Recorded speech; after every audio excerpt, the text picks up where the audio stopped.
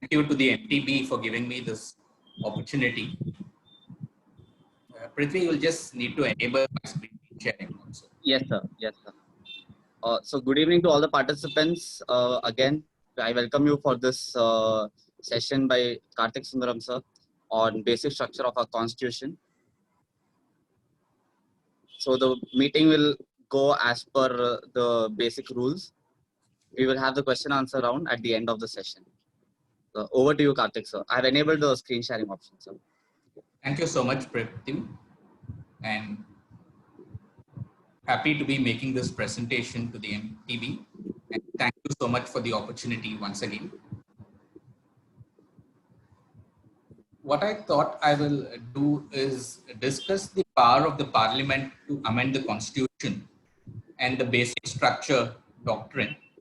The way I thought I will proceed with the presentation is first discussing the origin of the basic structure theory, the path leading up to the famous Keshavananda Bharati case, the Keshavananda Bharati case itself, the application of the basic structure doctrine post the Keshavananda Bharati case, the question as to whether basic structure doctrine applies to ordinary legislations also, and then conclude with some closing thoughts on the issue. If we look at the very origin of the basic structure theory, it originated from Germany. In fact, there was a lecture by Professor Dietrich Konrad at Banaras Hindu University in 1965. And the topic of the lecture was implied limitation on amending powers of the Parliament. Professor Dietrich Konrad was then the head of the law department at South Asia Institute of the University of Heidelberg. And he gave his paper to one Ms. T.S. Ramarao for comments, who in turn shared it with M.K. Nambiar. And M.K. Nambiar argued this concept of the doctrine of implied limitations from the Golaknath case. Some observations from Professor Konrad's 1965 lecture are very pertinent. And in fact, there's also a reference to the state of Tamil Nadu and probably our assimilation into India as a whole. So I've extracted below. I will just read the last portion of it. The question he raised is, what is the power of Parliament? Is there any limitations on the power of Parliament to amend the Constitution? And he presented some hypothetical situations, one of which is, I may propose some fictive amendment laws to you. Could it still be considered a valid exercise of the amendment power conferred by Article 368 if 2/3 majority changed Article 1 by dividing India itself into two, the state of Tamil Nadu and Hindustan proper? Though this seems a bit like a Vadivelu joke, this was a very pertinent question. And what Professor Konrad also said is possibly the Supreme Court has not been confronted with these kind of situations or these kind of amendments at that point in time. But it is the duty of a jurist to anticipate these kind of issues and look at possible solutions. And this has played true. And this is borne out by what has happened in India, especially during emergency and thereafter. The other question which Professor Konrad also asked is, could we abolish the democratic form of government and probably go back to the Mughal emperor or some form of a crown of England on a monarchy? And what he said is he wanted people to be acquainted with this nature of discussion, because this is something which had been borne out in Germany, and therefore everyone needed to be aware of that. Therefore, when we framed the Indian constitution per se, India looked more at the Commonwealth countries and USA, and it did not really learn from the experience in Germany. The German constitution has an express bar on amending certain basic principles of the constitution, which is not there in writing in India. So this is what the German jurist had to say. And people can read more about this in A.G. Noorani's article as well as book on Behind the Basic Structure Doctrine. The Supreme Court in the Nagaraja case has also recognized that the doctrine of basic structure has essentially emanated from the German constitution. What the German constitution says is that human dignity is inviolable. Therefore, you cannot amend the constitution in such a way that it takes away the concept of human dignity. What it basically says is human dignity is an intrinsic value of every human being which is to be respected. It cannot be taken away, it cannot be given, and probably the line which I best like is it says it simply is, which is also reminiscent of some words in Hindu philosophy. Therefore, the German constitution recognized the concept of a basic structure of the constitution, which was inviolable and which could not be amended per se. And the concept of a basic structure per se comes from the German constitution. Now, let us look at the cases which led up to the Kesavananda Bharati case.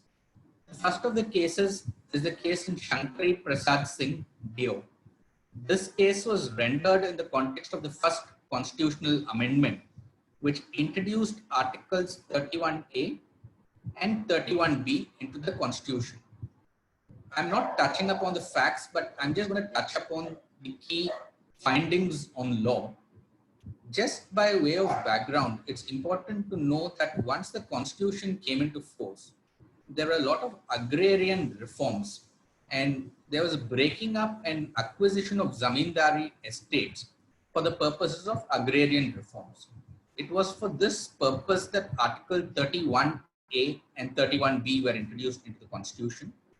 31A dealt with the acquisition of land by the state, and 31B dealt with putting certain legislations or enactment in the 9th schedule. Once an enactment was put into the 9th schedule, it wouldn't be subject to the rigors of fundamental rights and Article 13 of the Constitution.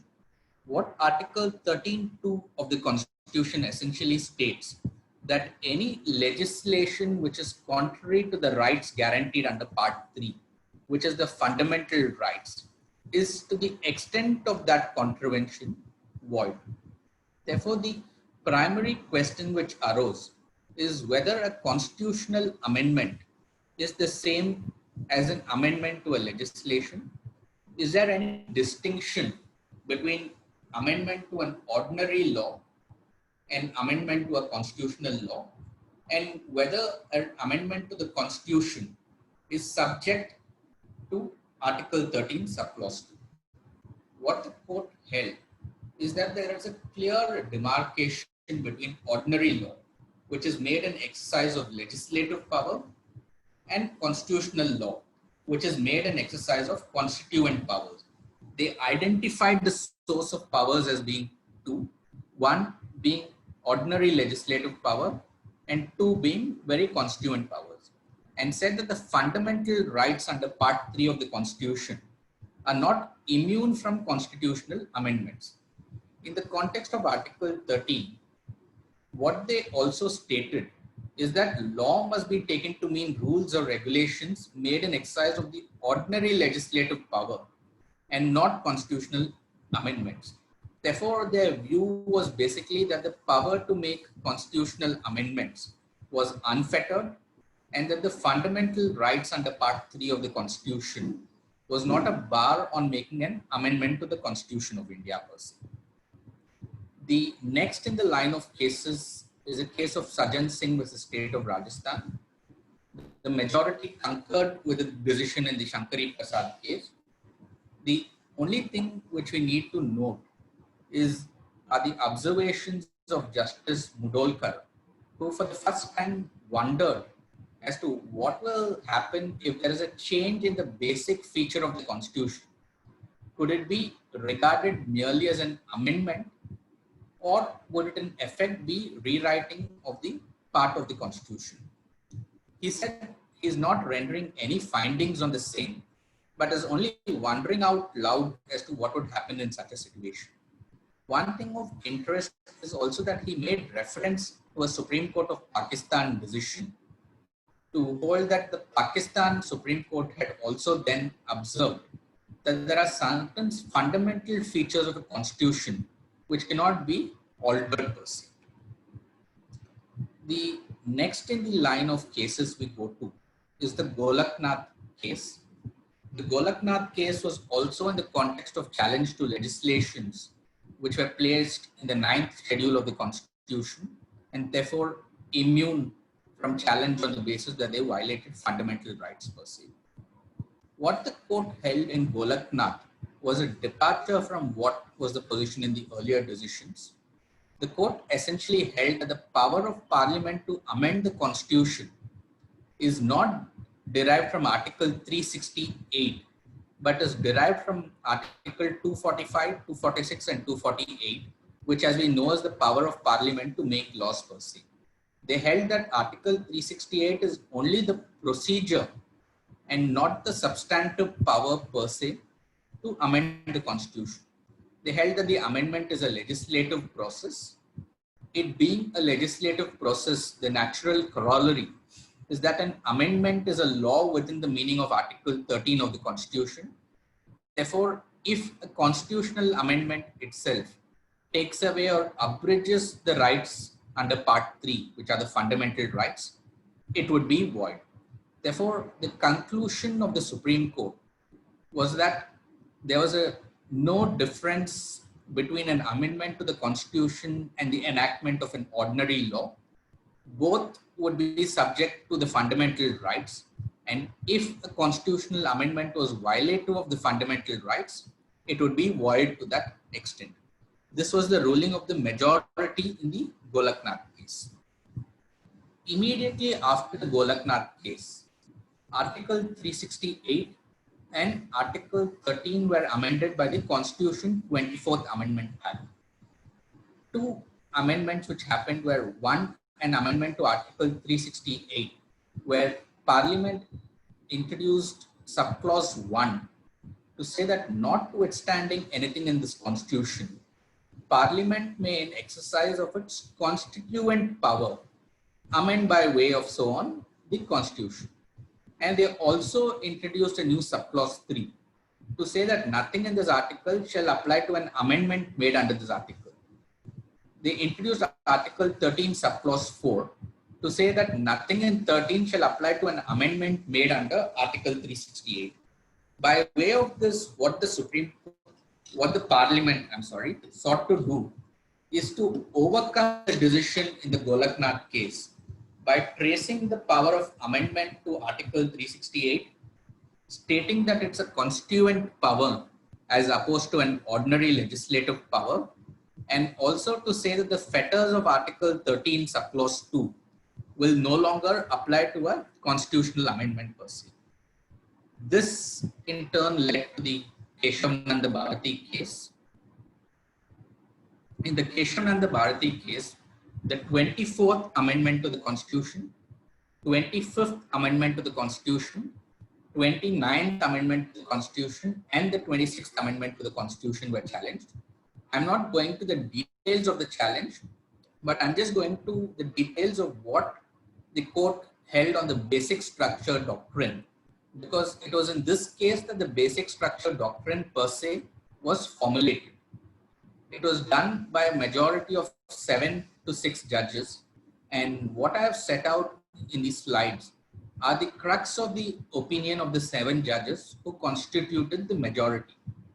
The first is that of the Honorable Chief Justice, then Chief Justice S.M. Sikri. What he said is that a constitutional amendment, when applied to fundamental rights, would mean that fundamental rights cannot be abrogated, but reasonable abridgment of fundamental rights can be effected. Therefore, in essence, what it means that you can amend the fundamental rights, but you cannot abrogate the fundamental rights per se. The second test which he laid down was that every provision of the Constitution can be amended, but the basic foundation and structure of the Constitution should remain the same. He gave some illustrations on what he considered as the basic structure. Basically, the supremacy of the Constitution, the Republican and the democratic form of the government, secular character, separation of powers, and the federal character. Now we go on to the opinion of 2 more judges who said that the Constitution can be amended, but it cannot amend the basic elements of the constitutional structure. And they also said it cannot be catalogued, but it can only be illustrated. Now, if you see, there are some differences in what these judges treated as the basic elements. They have included fundamental rights as well as directive principles of state policy as part of the basic elements, which the Chief Justice did not include. Now, moving on to what the judges in turn also said, they said that the 24th Amendment is only clarificatory. It makes explicit what was already implicit, that the power of Parliament to amend the Constitution always came from Article 368. The power is unlimited, but it cannot change the identity or the Constitution or its basic features. And the 24th Amendment per se is valid. Two other judges said that the Parliament had the absolute power to amend the Constitution, but they did not have the power to abrogate or emasculate the basic elements or fundamental features of the Constitution. One important thing to note at this stage is that they don't refer to a basic structure of framework, but what they refer to is the basic elements or the essential elements or the fundamental features of the Constitution per se. What the judges, Justice Hegde and Justice Mukherjee, held basically is to say that the Constitution can be amended, but you cannot destroy the basic elements or the fundamental features. The 24th Amendment Act only made explicit what was implicit, and the expression law in Article 13 subclause 2 does not apply to constitutional amendments. Therefore, a constitutional amendment cannot be tested on the yardstick of Article 13 subclause 2, but needs to be tested on the yardstick of the fact that what are the basic elements or the fundamental features of the Constitution which cannot be amended. Justice Jagan Mohan Reddy also said that you cannot amend the Constitution in a way that the basic structure of the Constitution would be defeated or abrogated.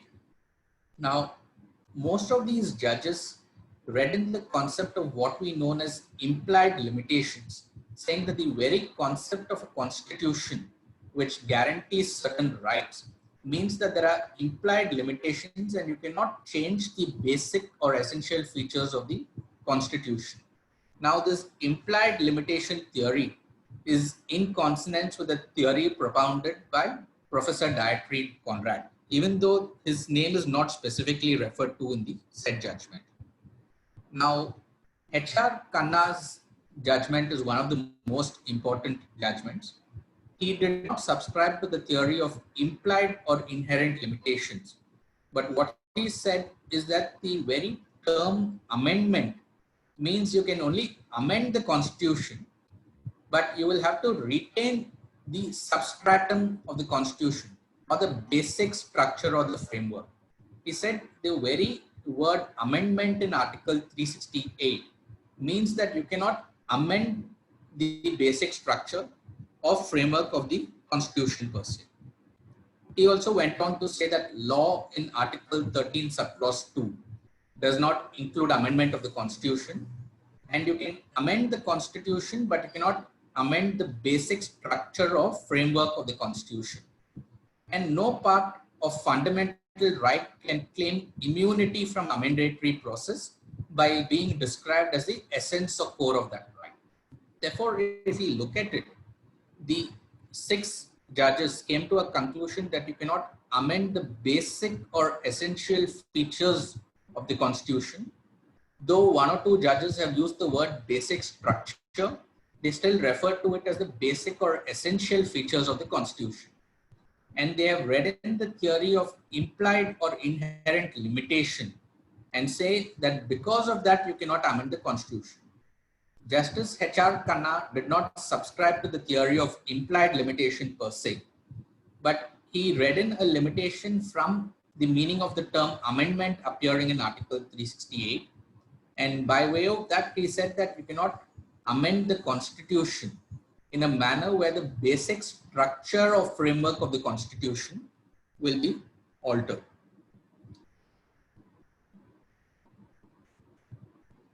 Therefore, the question as to whether all these 7 judges who constituted the majority agreed to the same sense, or what was the ratio emanating from the judgment, has been the subject matter of much debate. Two aspects which need to be delineated and discussed are whether the basic structure doctrine as propounded by Justice Khanna and basic feature or essential features doctrine as propounded by the other judges are one and the same. Is there a difference between an implied limitation and limitation flowing from the expression amendment? Because Justice Khanna said that the limitation flows from the very term amendment, and there is no doctrine of implied limitation or inherent limitation which can be read. So these are issues which jurists have been discussing. But what also happened is that along with the judgment, a 2-pager was circulated stating that this is the summary of the judgment. This 2-pager appears only in the SCR report and does not appear in any other journal. That 2-pager, which is titled The View of the Majority, is signed by 9 judges and not by all 13 judges. In regard to Proposition 2, they state that Article 368 does not enable Parliament to alter the basic structure or framework of the Constitution. Therefore, when we refer to the basic structure or the framework theory, in essence, we are referring to the theory propounded by Justice H.R. Khanna, and the summary is what refers to the term as a basic structure or framework theory. The opinion of jurists as well as of eminent writers is that the summary is not the ratio of the judgment. The summary is only a summary and is not ratio decidendi per se. I would invite all of you to also read chapter 4 of the publication by Universal Law Publishing of Senior Advocate T.R. Andhyarujana, who was one of the counsels in the matter and who discusses this issue in detail. Post the Keshavananda Bharati case, review proceedings were initiated in 1975, but after 2 days of hearing, the review was dropped and the Keshavananda Bharati case remains law of the land.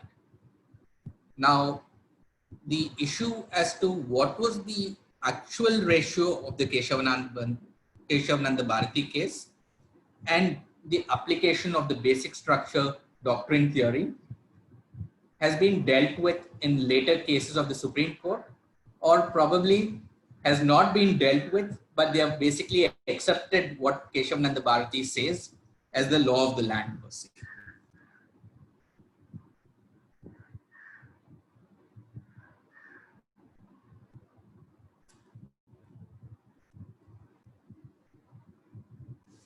If we look at one of the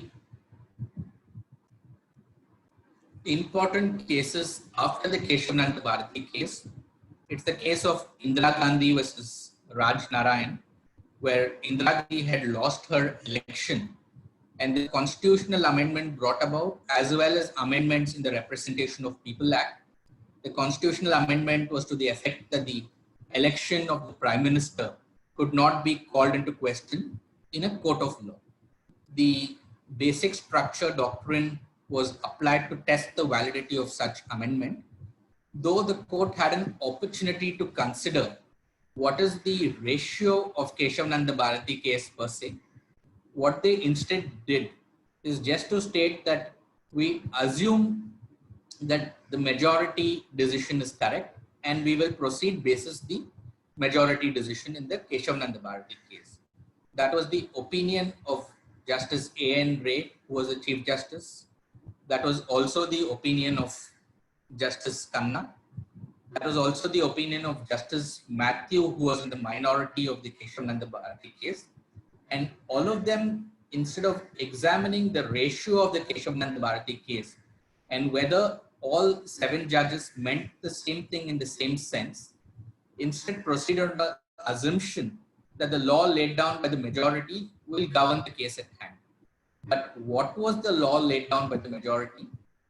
Whether basic structure was illustrative or there was a strict definition of what basic structure meant, and whether basic or essential features meant the same as basic structure is something which the judges did not go into. One important observation also, which I will come to, is what Justice Chandrachud said in the Indira Nehru Gandhi case. He made an observation that Justice Khanna said it's difficult to exclude from the power of Parliament to amend articles relating to fundamental rights. In essence, what he said is Justice Khanna's decision in Keshav Nanda Bharati case was that fundamental rights also could be amended. And he did not go into the issue as to whether fundamental rights constituted part of the basic structure of the constitution per se. What Justice Khanna did in the Indira Gandhi case is he tried to further explain his decision in the Keshav Nanda Bharati case to say that what he meant in the Keshav Nanda Bharati case was not that you could amend fundamental rights per se, and that there was no bar on amending fundamental rights. The bar was only the basic structure of the constitution. But he said you had to, the basic structure should be determined to see whether fundamental rights also constitute part of the basic structure of the constitution. Why I'm going into all this in such detail is that the basic structure is such a doctrine that it's not easy to understand as to what constitutes basic structure per se.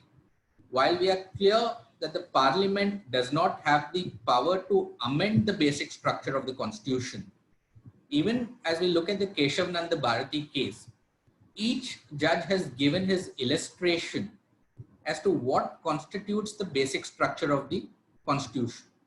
What is a basic structure and what is an essential structure, and what is the difference between the basic structure and the essential structure is something which has not been gone into. What normally happens is that when a ratio is not easily discernible from the judgment per se, courts in further cases have interpreted the ratio of the judgment.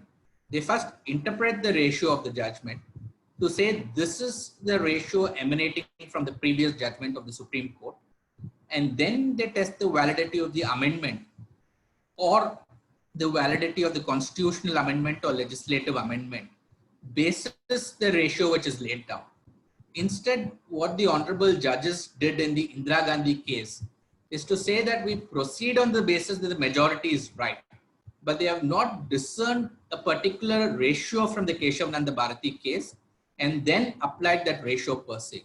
But almost all Supreme Court decisions have now proceeded on the basis that the ratio is that the basic structure or framework of the Constitution cannot be amended, even though the basic structure of framework was specifically used only by Justice H.R. Khanna and not by the other 6 judges. And therefore, very, very strictly speaking, that may not be the decision of the majority or the strict ratio of the decision in the Keshav Nanda Bharati case per se. We next move on to the Minerva Mills case. What was discussed in the Minerva Mills case is this aspect which I've alluded to. What Justice Chandrachud said is, I do understand there is a summary. Whether or not the summary is a legitimate part of the judgment or is per incurium, it is undeniable that it correctly reflects the majority view. Therefore, by his findings in the Minerva Mill case, in terms of Article 141 of the Constitution, he has made this law. Therefore, the summary which was held to be not binding has become law in terms of Article 141 of the Constitution of India per se. But also what we need to see is whether all the other judges have also agreed on this interpretation of the summary which I dealt with.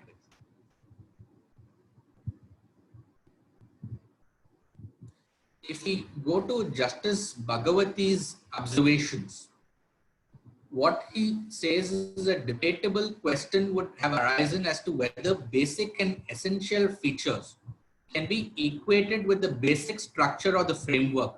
And if they cannot be, can the narrower of these two formulations be taken to represent the common ratio? But instead of going into the question as to what is the ratio of the Keshavananda Bharati case. He says we need not look at this troublesome question, which indeed is troublesome, because I find that in Indira Gandhi, a bench of 5 judges accepted the majority view in the Keshavananda Bharati case. As all of us know, what is binding is the ratio decidendi of the judgment. Even if it is the view of the majority, what is binding is the ratio decidendi. And obviously the ratio decidendi would have to be deciphered and applied to further judgments. But the view taken by the Supreme Court is the view of the majority is the ratio. And what they have taken as a ratio per se is that even though Parliament has the unlimited power to amend the Constitution, this power is, however, subject to the basic structure of framework theory. And the basic structure of framework has been expounded and dealt with in further cases of the Supreme Court.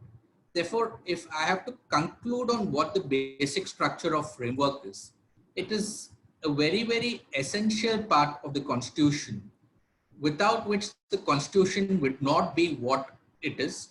It is not a concept which is blanketed or covered within 4 corners, but much like the Constitution, what is the basic structure is an evolving concept and is always a subject matter of interpretation in various judgments of the Supreme Court.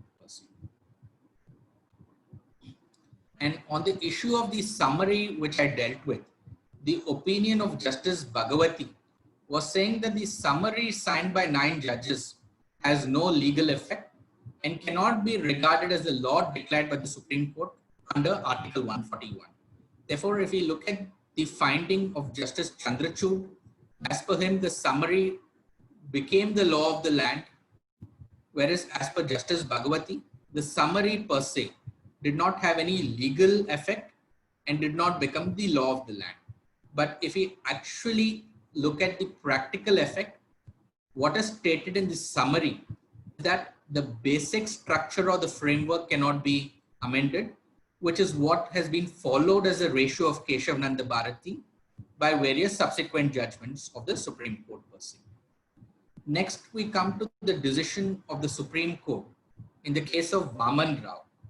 In the case of Vaman Rao, the question which arose is, yes, there is a basic structure doctrine, but would it mean that you can amend the fundamental rights per se? What the court basically held is that you can amend the fundamental rights insofar as none of those fundamental rights are the part of the basic structure of the Constitution. However, if any of those fundamental rights constitute part of the basic structure of the Constitution, that cannot be amended per se. Therefore, the very fact that it is a fundamental right by itself would not mean that it cannot be amended. What you will need to see is whether that fundamental right per se forms part of the basic structure of the Constitution. If so, then that fundamental right or portion of the fundamental right, which forms part of the basic structure of the Constitution, cannot be amended per se. We now move on to the final judgment, which I'm going to be discussing on this portion, which is the judgment of the Supreme Court in the Kolo case, which is IR Kolo versus State of TN. What the legislature does is, in the case of certain legislations, which are mainly land reform legislations from 1950, place them under the 9th schedule to the Constitution. If a legislation is placed in the 9th schedule to the Constitution, in terms of Article 31B of the Constitution, that legislation per se cannot be questioned on the ground of violation of fundamental rights per se. Therefore, the question which arose is that until now, the basic structure theory had evolved in such a manner to mean, one, you could not make a constitutional amendment which violates the basic structure of the Constitution. You cannot amend a fundamental right or a portion thereof if it violates the basic structure of the Constitution. And the issue which therefore arose is, if you place a legislation in the ninth schedule, does it mean that it is no longer subject to judicial review, or can it still be subjected to judicial review on the basis of the theory of the basic structure of the Constitution? What the Supreme Court held in this case is that even if a legislation is placed in the ninth schedule to the Constitution, though previously it could not be subject to judicial review, post the decision in the Keshav Nanda Bharati case, it would be subject to judicial review on the limited ground of violation of the basic structure of the Constitution. What the court therefore said is that if there is a violation of the fundamental right, what you need to see is whether that violation of the fundamental right also results in a violation of the basic structure of the Constitution. If so, the legislation is subject to judicial review and can be struck down as being violative of the basic structure of the Constitution.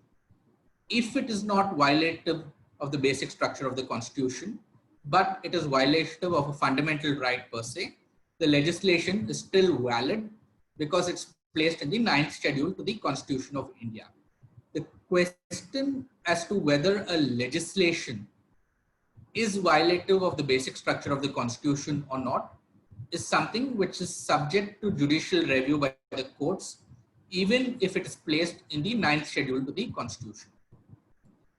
And an important test which Supreme Court laid down in this case to determine whether a fundamental right or a violation of a fundamental right would violate the basic structure is to not look at only the form of amendment, but to see what would be the consequence of the violation of the fundamental right and what would be the interplay of the legislation as a whole. Will it violate only one fundamental right, or will it violate, let us say, Article 14, Article 19, and Article 21 read together? Therefore, the court emphasized on what is the effect of the amendment or the effect of the violation of fundamental rights. And depending upon this effect, they would on a case-by-case basis determine whether it resulted in a violation of the basic structure doctrine or not. Therefore, if I were to sum up the basic structure doctrine, Parliament has the power to amend the Constitution per se, but Parliament does not have the power to amend the Constitution in a manner which would violate the basic structure of the Constitution.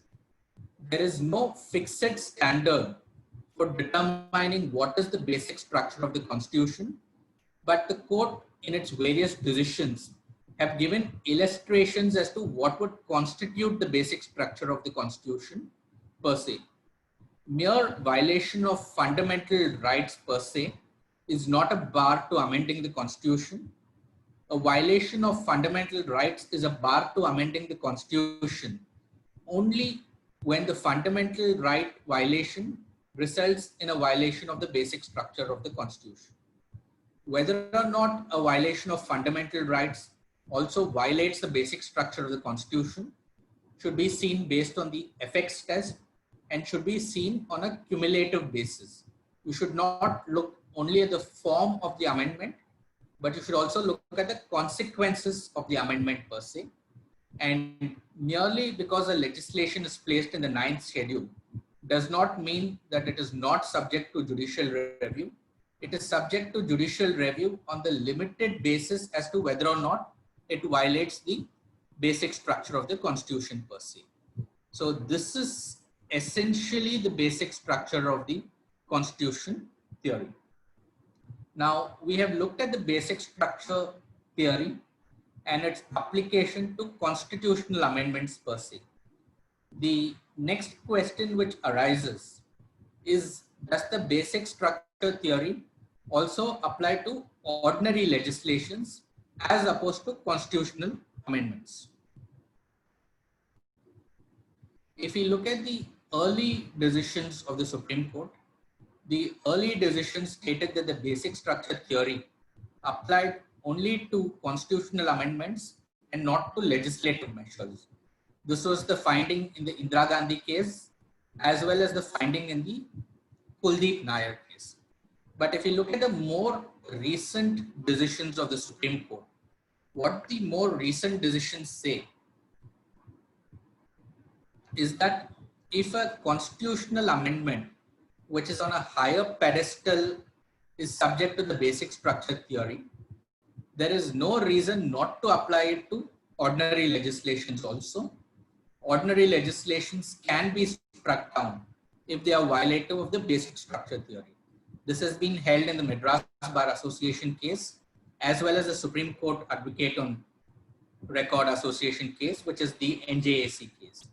Therefore, the present judicial trend or the recent decisions of the Supreme Court state that basic structure violation, apart from legislative incompetence and violation of fundamental rights, is a ground for striking down amendments to legislations also, ordinary legislations, as opposed to constitutional amendments. In my opinion, I do believe that this is the correct position in law, because constitutional amendments are an exercise of your constituent power, which is at a much higher pedestal than your ordinary legislative power, which is derived from Article 245 to 248. Therefore, if constitutional amendments are subject to the basic structure theory, there is no reason why ordinary legislations should not be subject to the basic structure theory. One recent decision where the basic structure theory has been applied is the challenge to the GST Appellate Tribunal, which was a decision of the Honorable Madras High Court, where they struck down the tribunal composition to the extent that technical members could not exceed judicial members. If we look at it, the larger context to this is there should be separation of powers. And separation of powers is essentially not a fundamental right, but the very concept of separation of powers is part of the basic structure of the Constitution. It essentially means that the judiciary should be independent from the executive and the legislature. Therefore, the concept of basic structure is increasingly being applied to strike down legislations also. And in my opinion, the correct legal position is that the basic structure theory can also be used to strike down ordinary legislations as opposed to mere constitutional amendments. With this, I come to a conclusion of my analysis of the evolution of the basic structure theory and what is the basic structure theory, as well as how the basic structure theory has been applied in the Indian context. What I will now do is just leave you with some closing thoughts on the basic structure theory per se, and then I would be happy to hear your suggestions and your comments on this.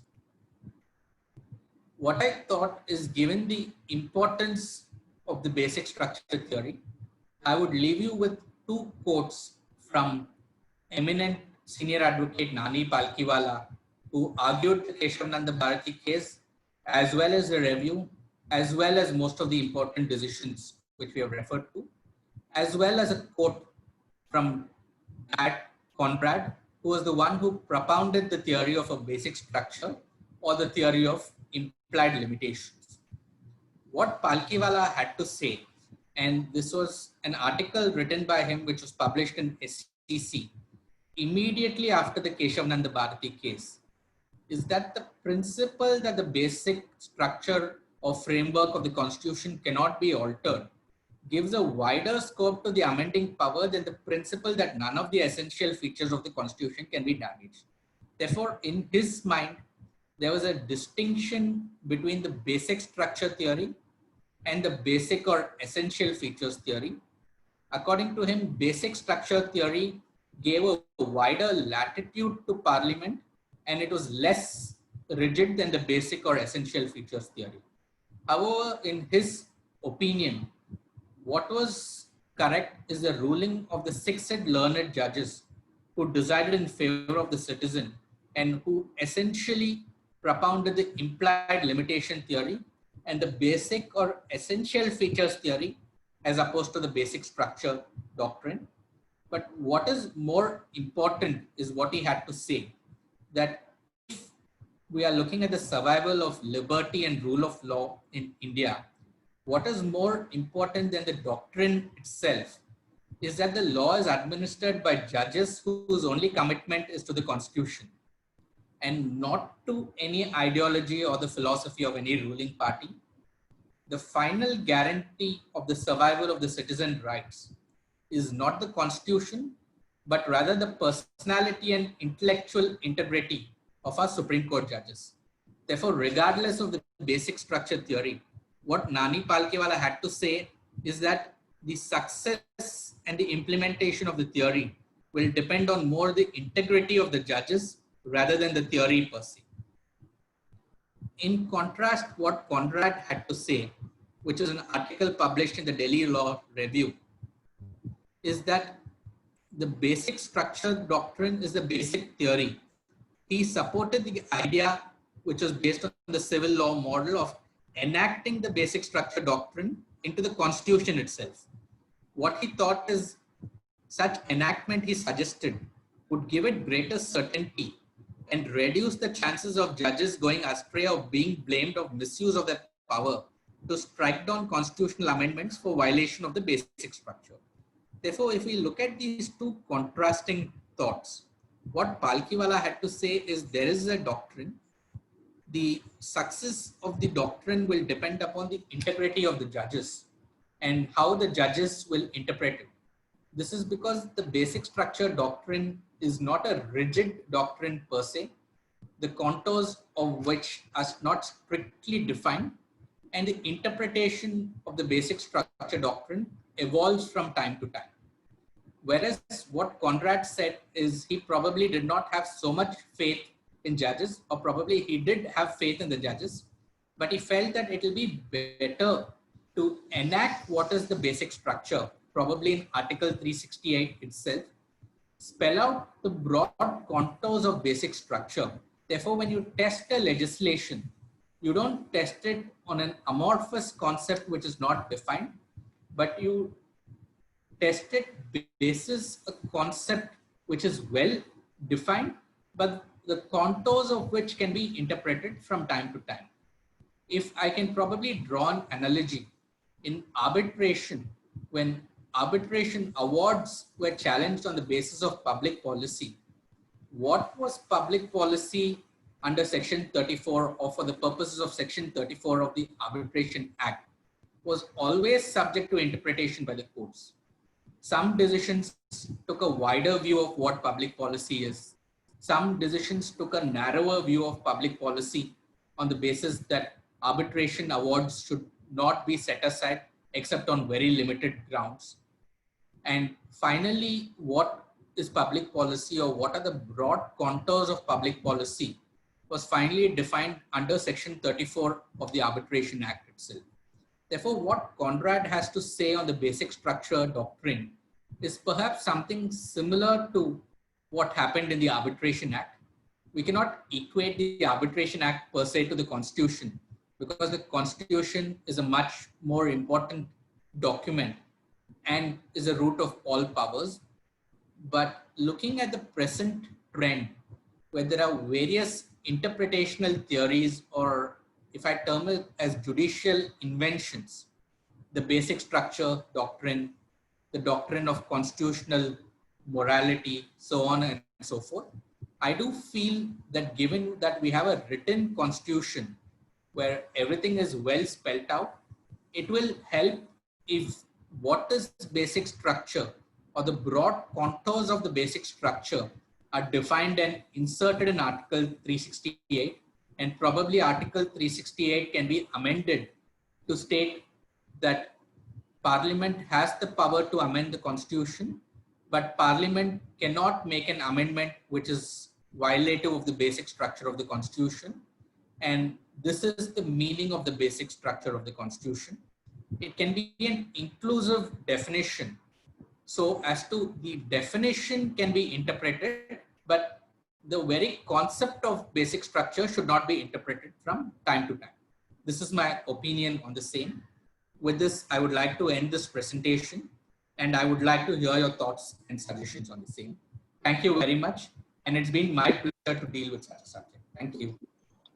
Thank you very much, sir, for this wonderful presentation and your interpretation of the very famous Keshavananda Bharati case and the Minerva Mills case.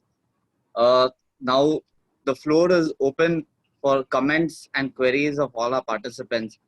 In fact, Raghavachari sir raised his hand, so I would first unmute him.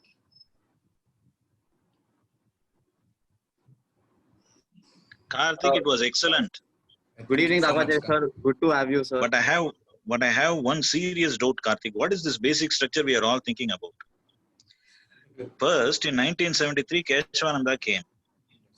Keshavananda says whatever is rather disclosed in 19 is the basis as well as what is disclosed in the preamble. Yes, sir. Under the 44th Amendment, you had done away with the right to property. Yes, sir. If according to us, on the Supreme Court, if basic structure is what is recognized under 1921 and in the preamble, Yes, sir. was it possible exercising the power under 368 to do away with the right to property? If right to property could be taken away because it is my sweat and blood. I work hard, make the money, argue in court. This is the freedom of speech. Good money under 191G. That is reflected in the form of a property under 191F. If this 191F is taken away and my property is removed, are you not annulling my legal right in respect of the other fundamental rights? And what is the basic structure that you are guaranteeing? This is my query to you. Sir, my first response would be that you are probably better placed to address this gathering than me, but I'll attempt to answer your question. I personally don't subscribe too much to the basic structure doctrine because it's a very amorphous concept, which is why my personal view is it is something, if the courts wanted to evolve it, should have been defined in Article 368 per se. The initial amendment to the Constitution and when we brought in Article 31A was only in the context of agrarian reforms. Therefore, they should have made a distinction between the right to property for the purpose of agrarian reforms and the right to property per se. I would agree that the state had to acquire property for the purpose of agrarian reforms in the initial part of the Constitution, which is probably the first amendment.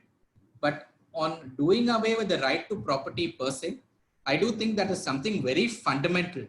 And if you adopt the basic structure theory per se, the right to property shouldn't have been taken away.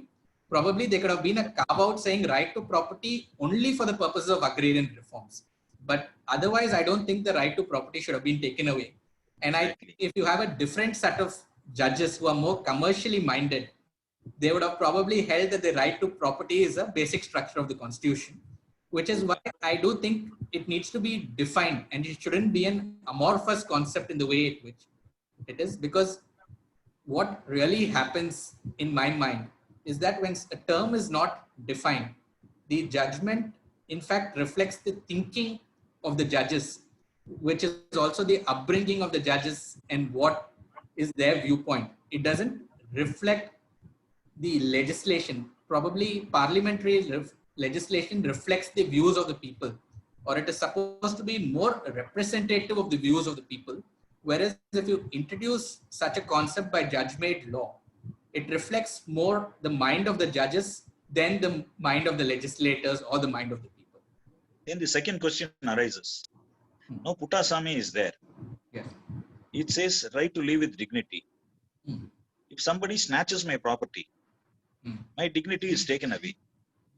Therefore, can I say 300A should be elevated to the status of rather a right to property by which I could hold? If Article 21 is introduced by which right to live with dignity is guaranteed, what would be the effect? So on that, like I said, the basic structure is an evolving concept. It is not confined to fundamental rights or one part alone. I do think that an interpretation is very much possible that the right to property is a part of the basic structure of the Constitution, because the purpose for which we had Article 31A and Article 31B and probably even the 9th schedule has outlived its utility. If we see the First Amendment, there are also thinkers saying that the First Amendment was very close to the framing of the Constitution and should be probably taken as a part of the constitution itself. But Exactly. the further amendments cannot be treated as a part of the constitution. Exactly. Till Coelho was there. Yes. Till Coelho, 10th Amendment, whatever that has been introduced cannot be challenged. After that, they say if you are just going to put something into the 9th schedule, still it could be a subject matter of challenge. Yes, sir. Fantastic presentation, pa. But நான் Thank you much, sir. கேள்வி நான் கேட்டதுக்கு காரணமே வேற ஒண்ணும் இல்லப்பா. Somebody should raise the issue of the shaky view of basic structure with the Supreme Court at late. And in 1979, when they had taken away our fundamental rights to hold the property, இந்த tax people தான் அதை raise பண்ணணும். எங்க civil law எல்லாம் நிறைய பேர் raise பண்ண முடியாது. Now that the issue is open, you raise it. Definitely. Thank you so much for your thoughts. But sir, I think you should also give your summary of what is your view on the entire basic structure of the constitution. I think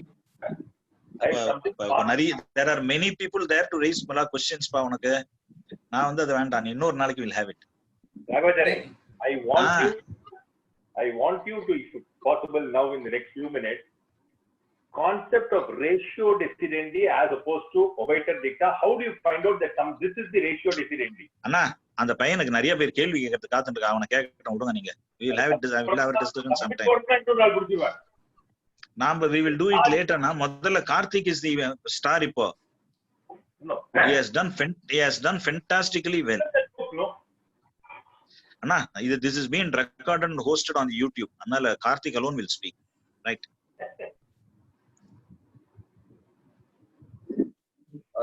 Thank you, sir. It was fantastic, Prithvi. Thank you for the opportunity. Sir. I was patiently listening to Karthik. thank you, sir. Thank you, sir. Wonderfully done. Wonderfully done. Thank you for attending this session, sir. Good to see you after a very long time, sir. Thank you. It's my duty, Anna. Yes. He has surpassed. அவங்ககிட்ட இப்போ ஒன்னு aside, he has surpassed his senior நோண்டி அவங்ககிட்ட காதுல சொல்லிடு. Right, pa. Yes. So, Karthik, sir, there is a question from Satish, sir, who had put up in the chat box earlier itself. I'll read it out to you. Yeah. Karthik, sir.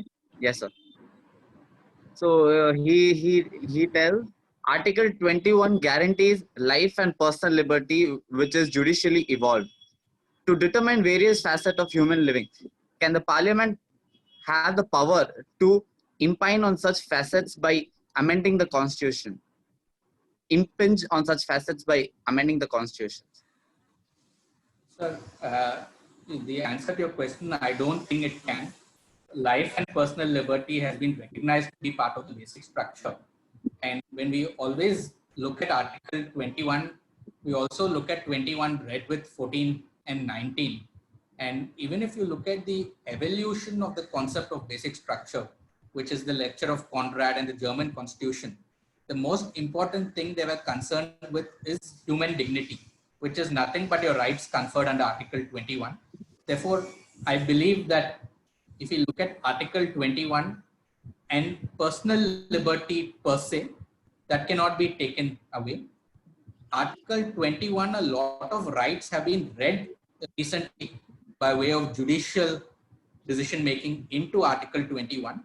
Whether some of those rights form part of basic structure or not, we'll need to look at it on the facts and circumstances of each case.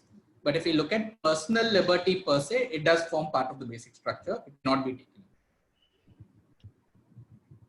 Right, sir. Sir, I'll unmute Mr. Jayakumar, sir. He's also having something to supplement.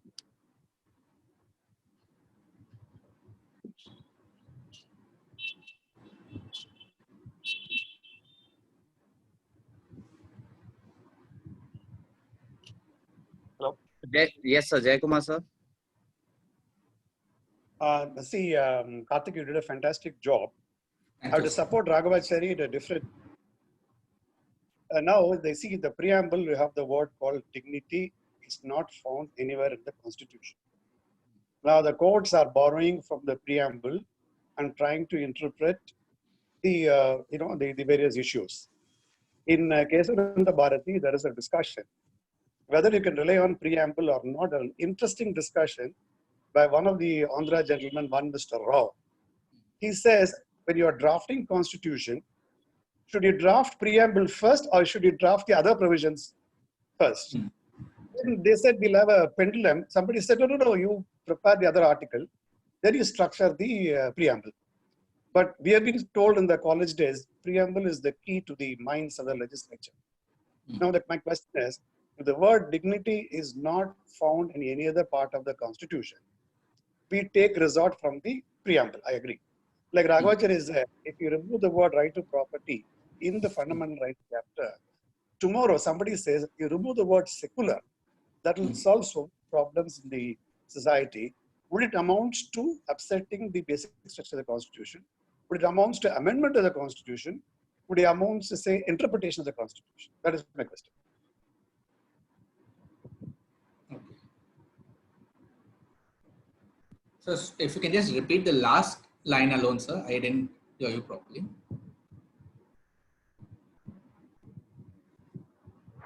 Sir, if you can just repeat the last line, please. Would it amount to interpretation of the constitution? Would it amount to amendment of the constitution? Would it amount to, like Raghavacharya says, dropping 19(1)(g) from the fundamental rights aspect of it? Okay. There's something, tomorrow, some parliamentarian says will drop the word secular. Does it amount to amendment? Does it amount to legislation? Does it amount to reading down the constitution? So I will answer your question now. Now that they have evolved the basic structure theory. So why I use the word evolved is it's a theory by way of judicial invention. It is not something which flows from the words of the constitution per se. The basic structure theory is a constantly evolving theory. So it's also a theory by way of interpretation. When we look at dignity, I totally agree with you when you say that dignity is a term used only in the preamble and it doesn't find place per se in the fundamental rights chapter. Though whenever we refer to Article 21, the term we use is dignity. Secularism, for instance, has been held to be a part of the basic structure of the constitution in the SR Bommai case. Therefore, today, strictly speaking, Parliament cannot drop secularism either from the constitution or from the preamble per se, because it would be a violation of the basic structure of the constitution. But what is happening is that the basic structure theory is itself a theory of interpretation. Therefore, even though Parliament is not interpreting, the court is constantly interpreting as to what the constitution is. And day by day, the yardsticks on which what Parliament can do or what Parliament cannot do will also change with the evolution and interpretation by the courts. But having said that, the Constitution itself is an organic and living document. The Constitution cannot be static. It needs to be interpreted in line with its times. Therefore, there is no fixed theory as to what is the basic structure. What is the basic structure theory today may be very different from what is the basic structure theory if the theory survives in the next 50 years' time. Therefore, today, given the yardsticks, we may say secularism is a part of the basic structure of the constitution. And therefore, you cannot have a parliamentary law or you cannot amend the constitution to remove secularism per se. But probably 50 years or 100 years down the line, secularism may no longer be a part of the basic structure of the constitution because we may have other more important rights, or secularism as a concept per se may not be so important. Therefore, what we are looking at is testing constitutional amendment or parliamentary legislation against a theory which is not a fixed theory, but in itself is an evolving theory and which is subject matter of interpretation. Therefore, what we can only do right now is to take guidance from the cases which have been decided as to what is the scope and ambit of basic structure and go according to it.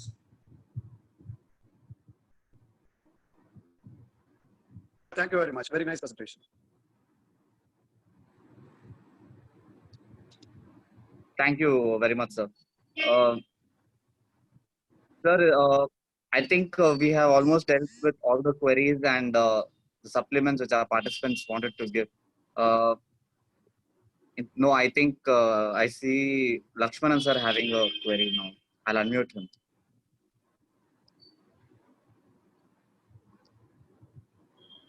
Raghvacharya sir also. I'm unmuting it. I'm enabling the option to unmute so that all of you can unmute and we can have a general discussion. Karthik, I have one more doubt here. Yes, sir. The concept of secular democratic republic was introduced only by way of a 42nd amendment in the year 1976. Hmm. That was with effect from 3/1/1977. Hmm. Right. We never had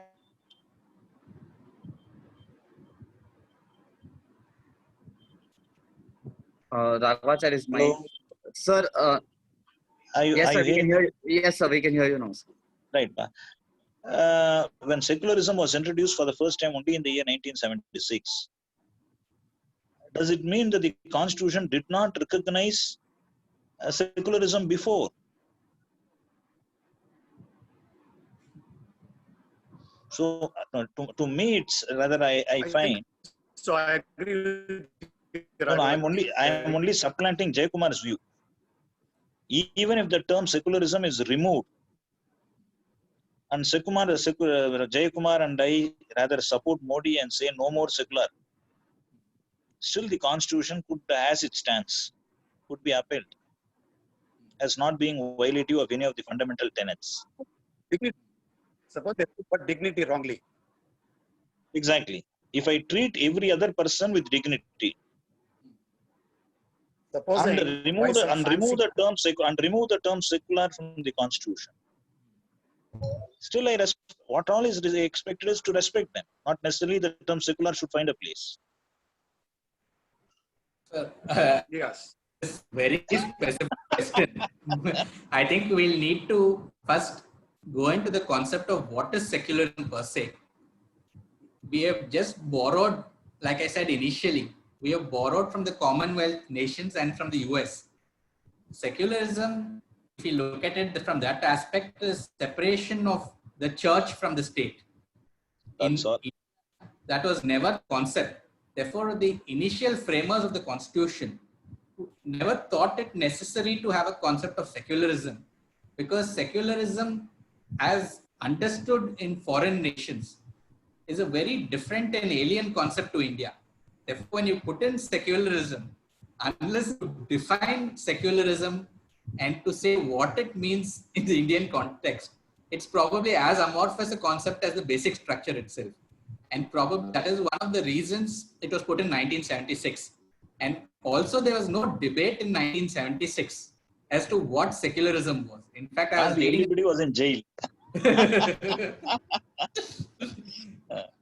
So I would think that we'll first have to discuss what is secularism per se, and then determine whether it's a part of the basic feature of the constitution or not, because the concept of secularism which we have adopted from Commonwealth is very, very different from what we mean by secularism. So I would totally agree with you that if you give everyone the right to dignity and right to practice what they want, that in itself is secularism. And my understanding of secularism is that state should not interfere in your religious practices. Religious affair. Which is nothing but saying that you have the right to do what you want to do. Right. Thank you, Ba. I think Jayakumar has some sinister motive. He's advising Modi to remove the word secular.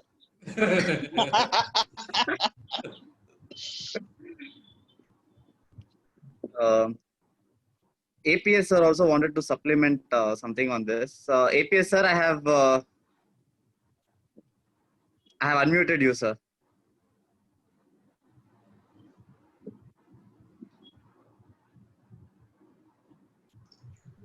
Just I wanted to say there is a lecture by Justice Nariman. It is available in YouTube. He delivered the lecture at MMB at Madurai. So those where you can find answers to all those queries. It was also addressed by Justice Nariman. So let us not embarrass the speaker. That's what I wanted to say. And especially when Mr. Raghvacharya and Mr. Jayakumar is there. So we can leave the topic. Yes. And I would request Mr. Karthik Sundaram to take a lecture on amendment of the article with reference to section Article 368. Whether article can be amended. So those aspects also you can take a lecture. Both basic structure of the Constitution is coupled with Article 368 especially. So you have to take a session on that also. Whether the amending article can be amended, that itself was a dispute. And what order can be amended? What is the procedure? Whether those procedures also can be subsequently amended. So it will be interesting session. So once you touch the basic structure, we have to also see the Article 368 also. So you please be ready for that. And I also request Mr. Raghavachari to address a session in our MTV. He is not giving his convenient dates or appointment, I would say like that. Unmute pan Prithvi. You please Yes, sir. unmute. Unmuting him. Raghavachari, sir. ஃபென்டாஸ்டிக்கா ஒவ்வொருத்தரும் பேசிட்டு இருக்கா. நாம என்னப்பா நடுவுல போறோம். பியூட்டிஃபுல்லா இருப்பா ஒவ்வொருத்தரும். You please have one session on your choice. In fact, Srinivas, நான் ஒவ்வொரு தடவை நான் கேட்டுட்டா I'm sending you a message. I don't think you are seeing the messages. I said Aparna and Jayakumar did extremely well the other day on interpretation. And then Sridhar. Hello. Sir, but there is a demand from everyone that you should take a lecture. Yes. At least one session. Anything you want to say. அப்பா இது முடிட்டோம். அது எல்லாத்தையும் we will do something good. Right, sir. Okay, sir. Right. Thank you. Thank you. Thank you. Sir, before we end this session, Lakshmanan sir has also raised his hand. I'll unmute him. And then after that, we can close the session. Hello. Yes, sir. Hello. Hi. Yes, sir. Hello. Yes, sir, we can hear you. Karthik, this is Lakshman Advocate speaking. Yes, sir. Please tell me. Whether this basic feature, do you think it is naturalistic or positivistic? Sir, I think it is more positivistic because they want some inherent rights guaranteed to you. So if you look at the Constitution as a document itself, the fundamental rights as well as other rights, Constitution uses the words, we guarantee you these fundamental rights. It's not give you these fundamental rights. So all these rights are inherent in you. All that the Constitution does is only recognize and ensure that these rights are enforced.